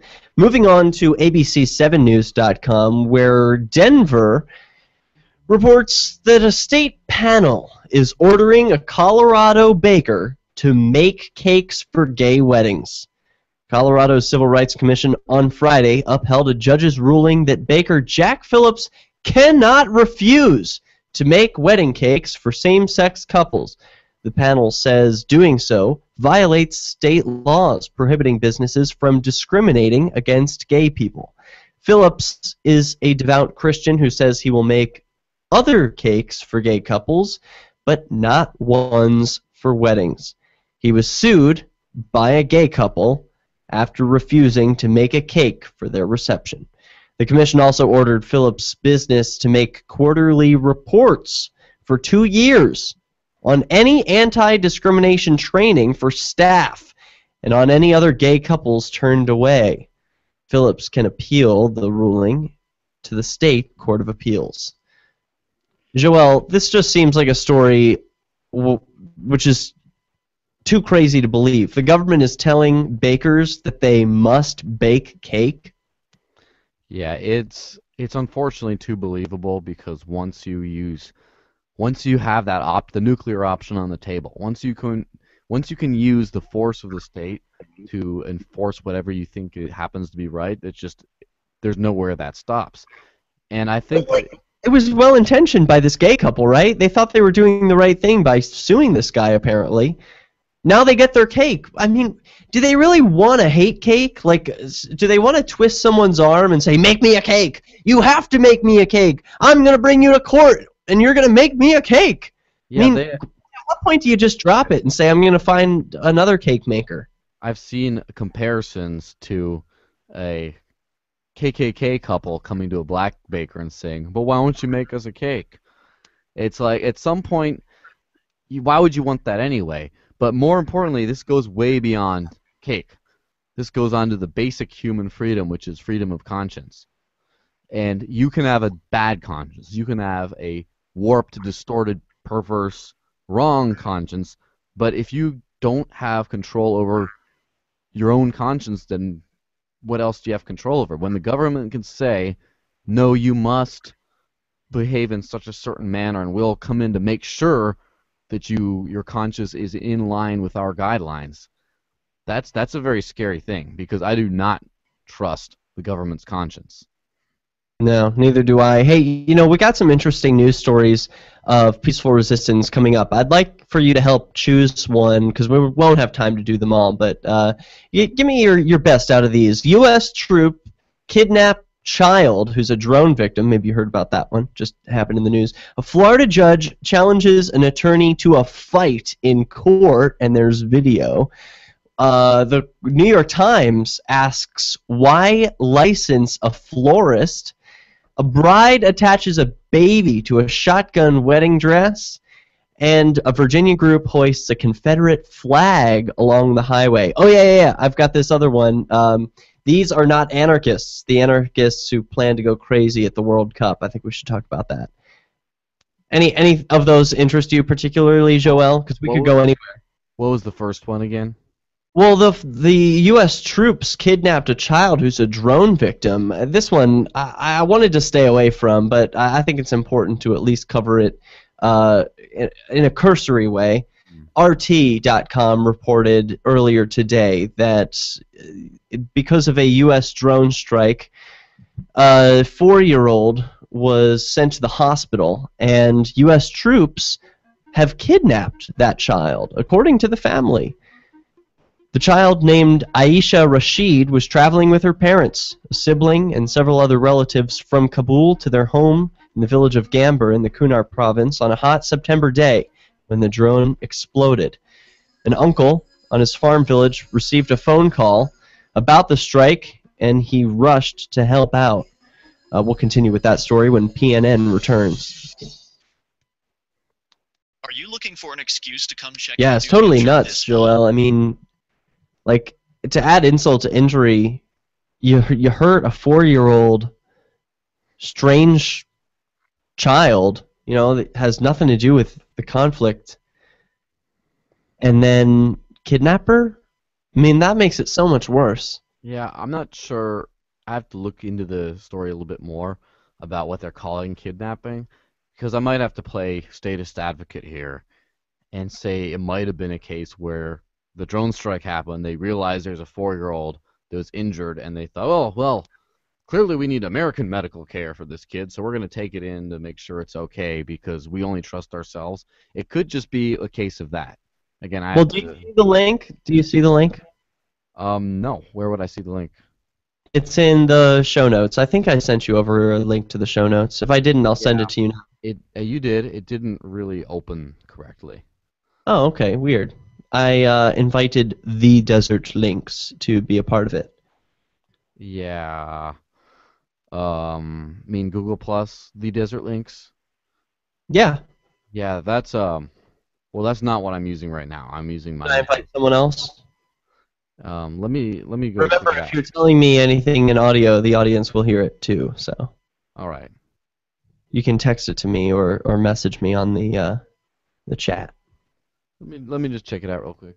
I'm reading this story. It's just amazing. It says older relatives rushed to the hospital, Asadabad, but doctors say they can do nothing. She was transported by ambulance to a hospital in Jalabad, where surgeons do what they can to patch her face, but her case is too difficult for them.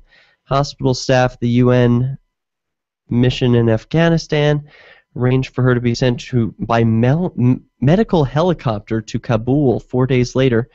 The incident occurred on September 7th, 2013, when NATO drones destroyed a pickup truck with civilians inside after its driver agreed to give a lift to Taliban insurgents.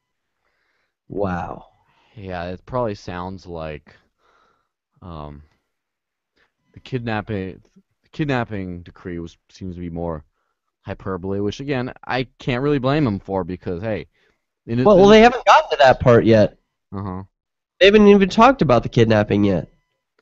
Well, yeah. Here, this is where they get to it. I'm skipping down a couple of paragraphs. Mm-hmm. She cried and wondered where we are and how everyone in the village is. She spoke to my son and said, as soon as I'm sure, blah, blah, blah. But the two uncles say they don't want Aisha in the United States. Quote, we're against the U.S. taking her. They killed our entire family, and now they have her, they said.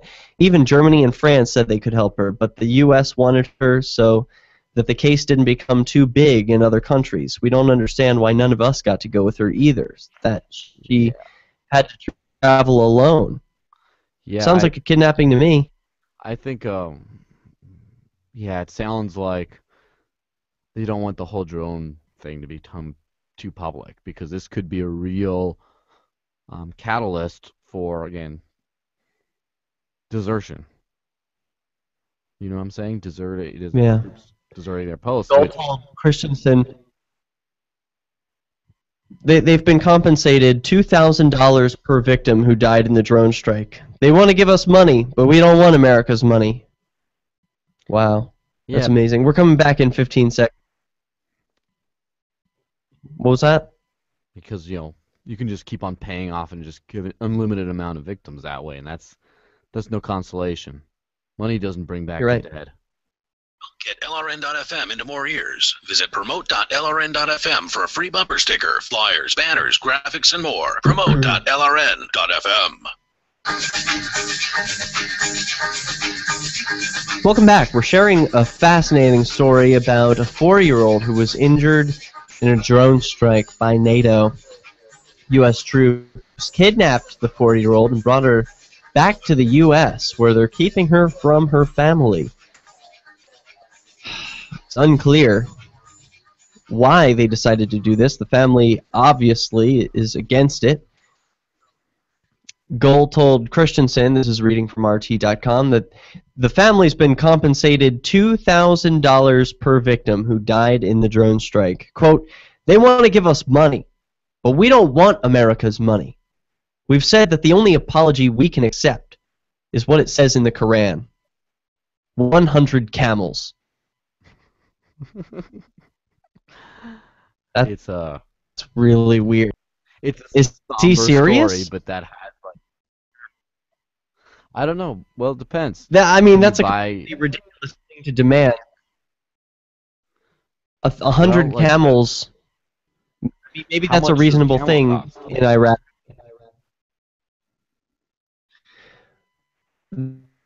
They also want killing their family brought to justice and for Aisha to return to them. They think she realizes she cannot live in a country that killed her mother, father, and little brother. She belongs at home with us, Jan said. But just a shocking report, and I think you made an interesting comment over the break, Joel, about how the U.S. can't afford to let this story be public because the media knows that what bleeds leads, and a 4-year-old with her arms blown off and her face contorted through a NATO drone strike would be the end of drone strikes. If Americans saw this on the front of Time magazine, they would be saying no more.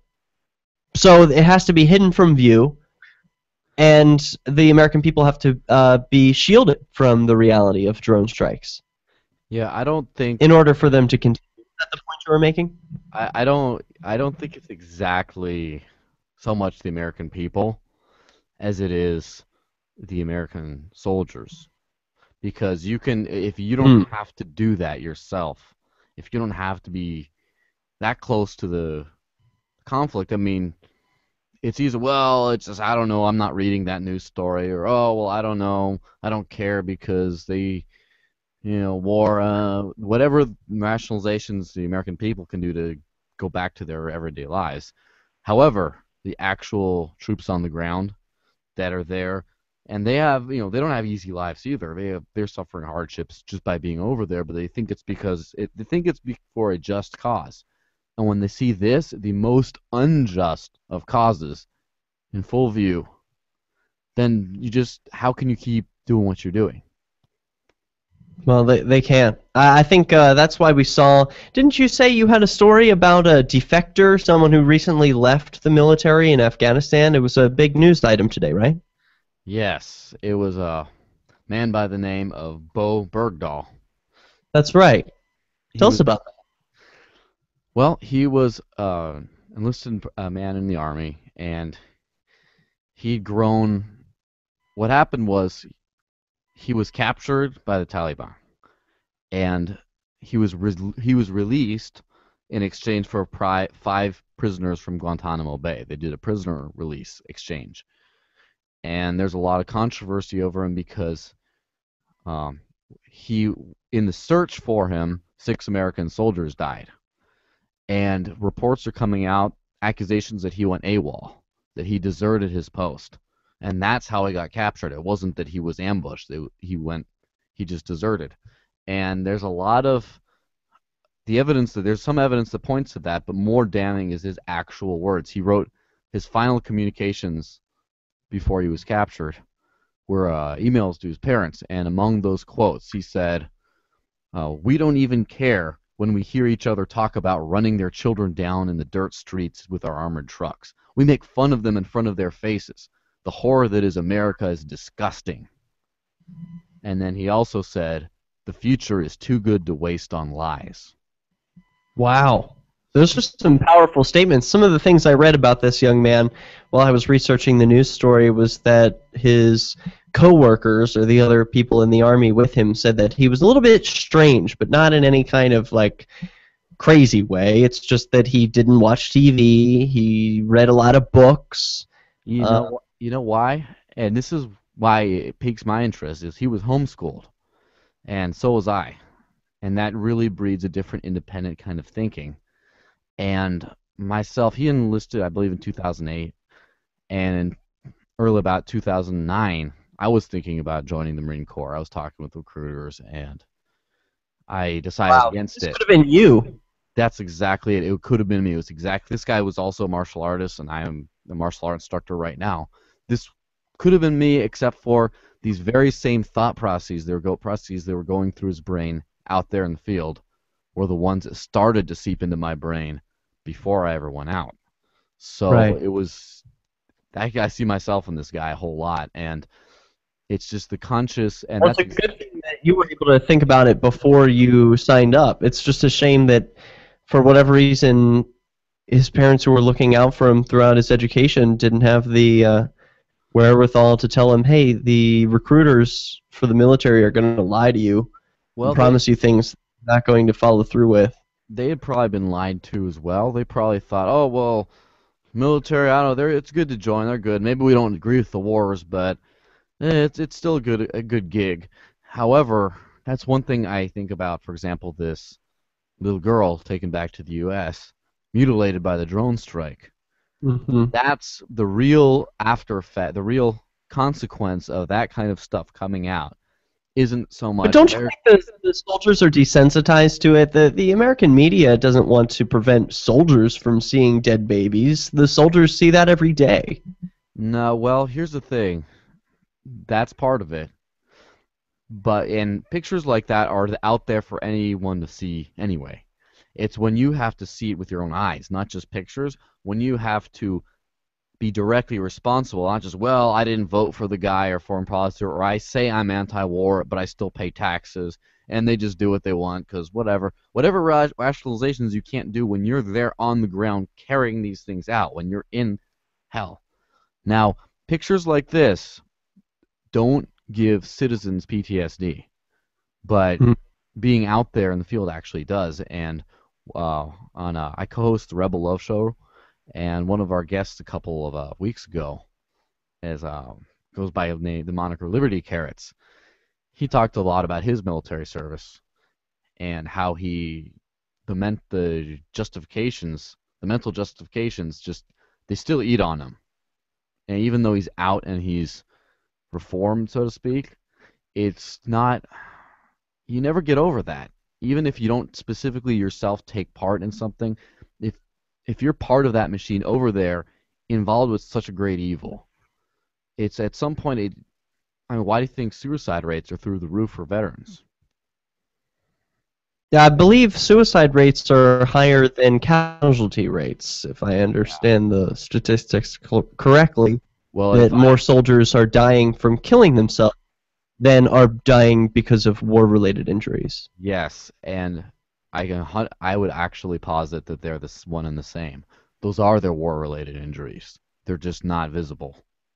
Wait, it's so hard to transition off of this topic. We've got a lot of news stories to cover. I want to talk about rapper 50 Cent accepting Bitcoin, but I'm so stuck on this war topic because the U.S. Empire is a real problem. I mean, I looked at history books and saw the British Empire and how the sun never sets on Britain and they own the whole world at one point. Well, the American Empire is like that today, and here I am, an American, a part of it, and we should be doing something. But what do we do?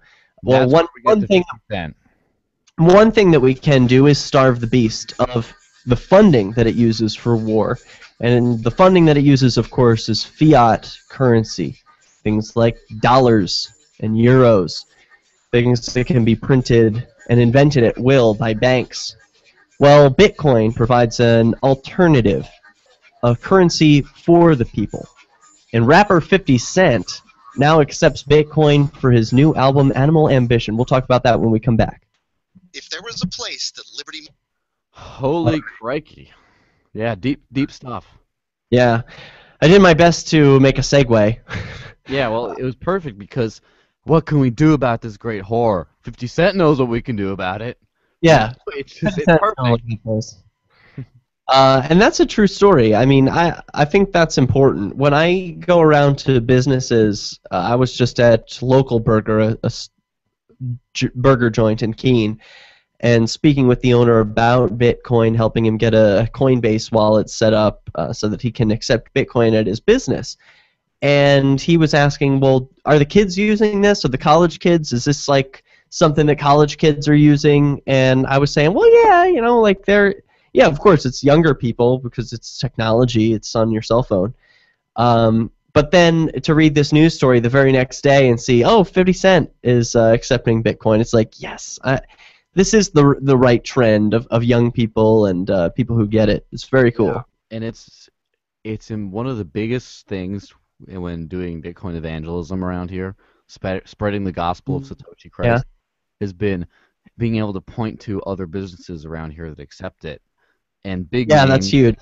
And for example, when people are they're kind of skeptical, I don't know about that newfangled stuff. It's like, well, Murphy's Tap Room, the biggest pub in town here in Manchester, they accept Bitcoin. Just go down there and buy it. No, really?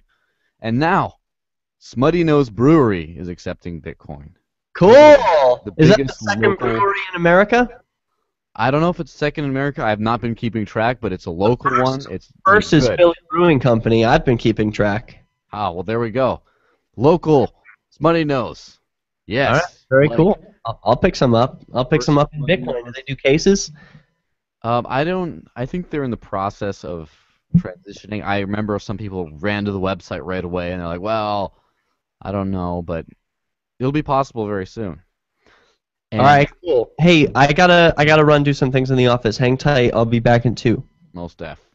Vegetables every day to stay healthy and grow. For the ideal mix, your kid should have at least 1.5 cups of any veggie or 100% veggie juice and 1 cup of any fruit or 100% fruit juice a day. For more tips like these, visit us at parenthood.com/yourfamilytoday. DVD, books, music, instruments, periodicals, computers, software, electronics, photo, cell phone, office products, home and garden, bed and bath, furniture, kitchen, pet supplies, automotive, hardware, apparel, shoes, jewelry, grocery, healthcare, sports and outdoors, toys, games, used, and more.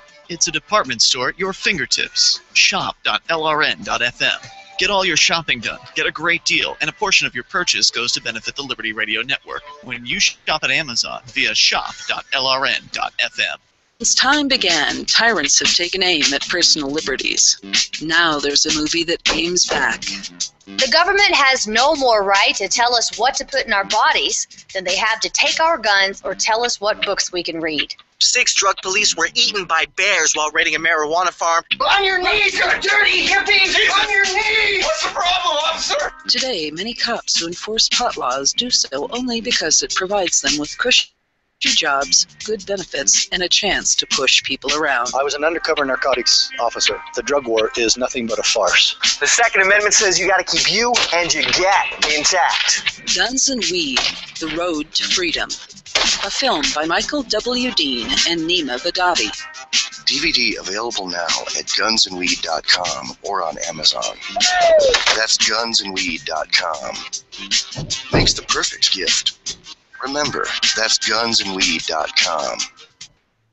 This is the Liberty Radio Network, broadcasting the latest liberty-oriented audio content 24 hours a day at lrn.fm.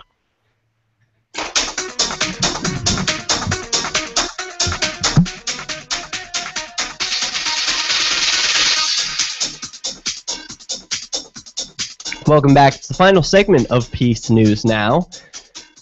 This Tuesday, June 3rd, 2014. So we bring you to midnight on the East Coast. Wow, we've been talking about a lot of cool stuff today. Nancy Pelosi confronted by a 16-year-old. Is this the future of politicos and new media? Indie journalists springing ambush interview questions onto the unwitting politicians? I sure hope so. Well done, Andrew Demeter of Cleveland, Ohio. Check him out at youtube.com/teentake. He's got a cool thing going on over there.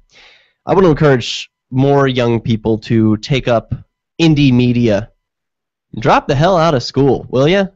Thing's a waste of time. All right. We also talked about a very serious incident involving Rich Paul and a few other freedom activists who witnessed a violent interaction today in Keene between some members of a group called Stop Free Keene and a poor, innocent young man not affiliated with any organization, but certainly the victim of a neck injury. So that, and then all kinds of other stuff, all the way up to 50 Cent now accepting Bitcoin for his new album, Animal Ambition. This from Coindesk.com. Business mogul and hip-hop star Curtis 50 Cent Jackson has joined the growing number of musicians and entrepreneurs who are embracing Bitcoin by accepting the digital currency as payment for his new album, Animal Ambition. 50 Cent's Shopify store will accept Bitcoin payments for the new release, with BitPay acting as the payments processor. Shopify first integrated payments for its network of merchants in November 2013, and that was a big deal. I don't know if you've used Shopify, Joel, but it's an awesome service, and I believe they connected, like they're independent, but they connected with BitPay, so that they can make it really easy. If you have a Facebook page for your business, maybe you sell shiny badges or something, for example, and you want to integrate a shopping cart right into your Facebook page, you can do that, and it can accept Bitcoin all through Shopify and BitPay. It's very cool, and I think it's even free. The development brings a prominent face to the Bitcoin community. In addition to being a successful rap artist and producer, Jackson is a notable entrepreneur, having invested in Glacio, the makers of vitamin water, in a deal that would eventually propel his net worth towards $140 million. Tony Galippi, BitPay's executive chairman, hailed the announcement by saying, "We are excited to see high-profile independent artists use Bitcoin, and 50 Cent's trail as an innovator is outstanding." This is an awesome story. There's a little more to it at Coinbase, but I think we get the picture. High-profile guy saying he's going to accept Bitcoin, and he's smart. He's not just some random rapper. He is a serious investor and entrepreneur. So, well, what do you think about this news, Joel? Are you excited? Will you be buying 50 Cent's new album to show your support? No, but I will be spending Bitcoin on plenty of other things. I do think it's great because it's definitely more and more people who are outside the either crypto anarchist or tech nerd kind of fields, general groups, are starting to embrace it. It's definitely more mainstream. I mean, how do you get more mainstream than 50 Cent? So that's definitely going to be a huge sign for the currency. Yeah, I mean, I think it's a big deal. It's breaking into new communities. It's certainly not just nerds anymore. If 50 Cent is part of the crowd, and I think it'll be really cool to see folks spending Bitcoin on this album. I will be buying it with Bitcoin. 50 Cent was one of my first celebrity crushes, so I'm just gonna support him now. I've never paid for any of his music in the past, so it's a good time to start and encourage his decision. Maybe it'll encourage more rappers to accept it, and then it'll spread in a whole new community. I don't think I'm tapping into the rap community very well, Joel, right now. So 50 Cent is much better for the job. So I'd like to see more of that happen. Yeah, well, there's also the whole thing about encouraging people to not just established rappers, but up-and-coming people. Right. It's encouraging news. New artists, especially. Yeah, definitely the art community can go so far with Bitcoin because a lot of times it lacks the structure, the whole financial structure and polish, and now this just adds such a guerrilla level to the whole thing. You know, an interesting thing, just changing gears for a moment here because we are running short out of time. Virginia group hoisted a second huge Confederate flag along a highway, and I thought this was interesting. Maybe you could say a few words about this that would be unusual about the Confederate flag. When most people see the Confederate flag, they think racism. Bunch of crazy racists are driving down the road, but maybe that's not what this is all about. I'll read the first couple of paragraphs here. It says, motorists traveling a major Virginia highway now have a second supersized Confederate flag to catch their attention, even though the first banner drew protests and debate. The Virginia Flaggers, a group that celebrates their heritage of the Confederacy, raised the 20 by 30 foot battle flag on Saturday. That's huge. Excuse me, that's huge. My goodness, 20 to 30 feet. Battle flag Saturday alongside Interstate 95 near Fredericksburg, some 60 miles north of the state's capital of Richmond. The group first raised its flag last year along the highway, immediately drawing complaints that it promoted racism and slavery, and leading to 24,000 people to sign an online petition against its display. Now, we can imagine what some of their complaints are, but play devil's advocate for us, Joel, and tell us what these people who are putting the flag up might be trying to say, if not that they're a bunch of crazy racists. Well, I think it's a good form of dissent against the current system, because for people who proudly display the Confederate flag, it's a symbol of states' rights, of the right of states to be free from the American empire and make their own decisions. Now, I am not a fan of the Confederate flag because of negative associations that, by the way, are completely justified to a certain extent. I don't think it's the best vehicle we can use to promote this message. But then again, if we can call the Confederate flag a symbol of racism and slavery, what do we call the American flag right now? Again, the symbol of death from above. Again, racism as well because, the race of the people affected. And it's like it's a symbol of the same things but on a grander scale, if you want to call it that. And so while I wouldn't be I would not personally use the Confederate flag to promote this idea of dissent and individuality and independence from the evil empire, it's better than what we got right now. Yeah, I agree. I think a lot of the people who want to fly Confederate flags are a little bit confused about freedom and what the I don't know. I don't want to say they're confused and put words in their mouth, but if you love freedom and you think that forming a government is the way to achieve that, well then I would call that mistaken. Maybe that's not my method. So I don't celebrate or worship the Confederate flag. I think it's horrible, and I don't think I worship any flags for that matter. But you're right. The American flag is a symbol of death from above, so we should consider that. They're strong symbols, and I mean, right back here. It's a peaceful resistance. What these people are saying, this Virginia group, even if they do support the Confederate flag, at least it's peaceful. They're just putting a flag up. I mean, it's not hurting anyone. They're communicating their message. May the best ideas win. Well, that's why I'm personally a big fan of this flag right back here, the Don't Tread on Me with a porcupine, because the porcupine is the ultimate symbol of peaceful resistance. It's peaceful. It's not going to attack anyone. It's not a threat to anyone unless you come for it and try to hurt it. Mm-hmm. And so it's also a symbol that we can decide the meaning of because it doesn't have any previous connotations. It's a fresh symbol. We just come out and use this new symbol and use it to mean whatever we want it to mean. Not like the Confederate flag, which no matter what noble purpose you want to put behind it, it's still going to hail back to the days of slavery. That's what's going to be in people's minds. Now, real quick, just as we are butting up against the end of the show, TheWeek.com reports earlier today that a group of anarchists plan to go nuts at the World Cup. I just wanted to make the important point that these are not anarchists. They are destructivists. They have no respect for property rights or self-ownership.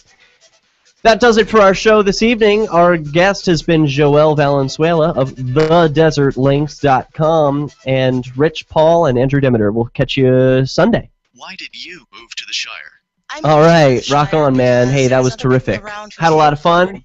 Got to get ready for Freedom Fiends coming up soon, so I'll catch you later. Thanks so much for being on, man. All right, say hi to Michael, by the way. He helped us a lot with our audio. Say the yes. Love Show. Cool, I will. I will say hello to Michael for you. Terrific. Yeah, definitely. And when are you coming out to join some of the jury nullification efforts we got going on here? You can make it out on a Monday morning, can't you? Yeah, I can. But I'm pretty busy here in Keene. Tomorrow I'm going to be filming a trial and then the next day I'm doing some don't take the plea deal outreach in the morning. I can fit some time on my calendar, but it's not in my it's not happening this week. Well, yeah, I understand. It was Monday, but 2 weeks from this Monday, it's going to happen again. And I mean, hey, if Pete Air could come all the way up from wherever he is, Tamworth, all the way out here, then I'm sure you can find time to do it. Just make a token appearance. Yeah, show some solidarity and support for the Manchkins, you know? Yeah, I don't have a car, so it makes it a little more difficult for me to travel, but I can do it. And, yeah, I support the Manchkins. I support the effort. I think it's great.